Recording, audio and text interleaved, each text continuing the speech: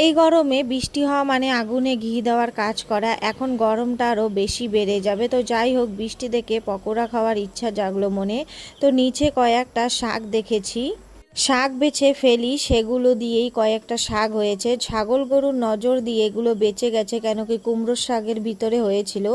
এই শাকটা আমার কিন্তু খুবই ভালো লাগে, কলমি শাকগুলো। শাকগুলো ঘরে এনে ধুয়ে ভালো করে কুচি করে, পেঁয়াজ কুচি করে একটা গাবলাতে নিয়ে নিলাম বেসন, লবণ নিয়ে নেব, আর নিয়ে নেব সুজি। সুজিটা দিলে ভালো ক্রিস্পি হয়। তারপরে আজওয়াইন দিয়ে দেব, একটু কাশ্মীরি চিল্লি পাউডার দিয়ে দেব, আর জিরা পাউডার দিয়ে বেশ করে জল দিয়ে মেখে নেব। তারপরে তেলটা বসিয়ে গরম করে নেব। গরম তেলে ব্যাটারগুলো দিয়ে দেব। জানি না দোকানে তো এত ছোট ছোট হয়, ঘরের তো এত বড় কেন হয়। পাশে আবার চাও বসিয়েছি, তার মাঝে আমার পকোড়াটা হয়ে গেছে।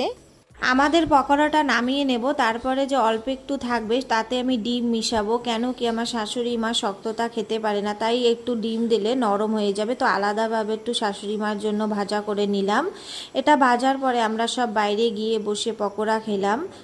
পকোড়াটা কিন্তু খুবই দারুণ ছিল।